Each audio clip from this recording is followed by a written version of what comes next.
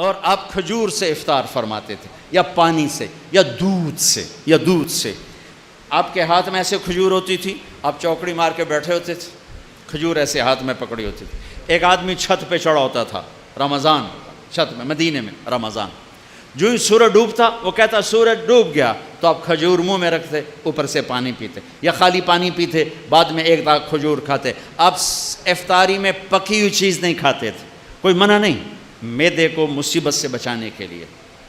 اگر آپ نے اپنے اوپر رحم کھانا ہے تو پکوڑوں پہ حملہ نہ کرو، سموسوں پہ حملہ نہ کرو، دہی بھلوں پہ حملہ نہ کرو، بندے دے پتر بن کے 2-4 کھجوراں کھا کے پانی پی لو.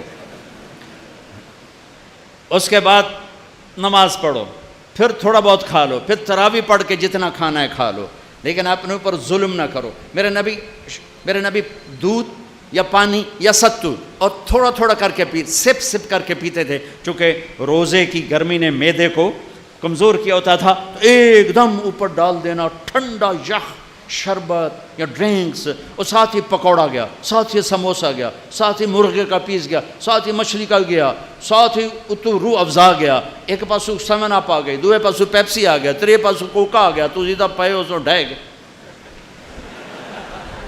ہوں نماز کے میں پڑھیے، 2 کھجوریں کھاتے تھے، پانی پیتے تھے، نماز پڑھتے تھے. سحری میں بھی کھجور کھائی، پانی پیا، روٹی کھائی، پانی. روٹی کھاتے تھے سحری میں، افطاری میں کھجور. اس کے بعد کچھ کھانا ہوتا، آپ افطاری کی ضیافتوں میں گئے، سعد بن عبادہ کی ضیافت میں روٹی اور زیتون کے ساتھ آپ نے کھانا کھایا. افطاری کرنے کے بعد سعد بن معاذ کی ضیافت میں آپ نے کھانا کھایا. افطاری کرنے کے بعد کیا حکمت ہے؟ ایک تو آپ کو نماز باجماعت مل جائے گی، دوسرا آپ نماز اچھی طرح پڑھ سکو گے، تیسرا آپ تراویح آرام سے پڑھ سکو گے. اگر 5 سیر آپ نے معدے میں ڈالا ہوگا تو آپ نہ تراویح پڑھ سکتے ہو نہ نماز پڑھ سکتے ہو. ابھی پرسوں کی بات ہے، یعنی میں ویندا ہی رہ گیا، بھئی انج آیا ایک گلاس شربت دا، اس بندے ہکے ساج پیتا ہے. پھر دوا آیا پیلا جا، وہ بھی ہکے ساج پیتا ہے. پھر تریا آیا ساوے جہ رنگ دا، وہ بھی اس ہکے ساج پیتا ہے. پھر چوتھا آیا چٹے جہ رنگ دا، وہ بھی وہ سارا اندر سٹیا ہے. وہ 6 گلاس ایک ساج لے دے گیا. میں کہو ٹینک لائے ہو جائیے، کوئی پیٹ ہے کدے سٹی جانا ہے ہر بلا. یوں ہمارے روزے افطار ہوتے ہیں. تو ایسے افطاری مت کرو، ایمان والے بن کے، تقوی والے بن کے.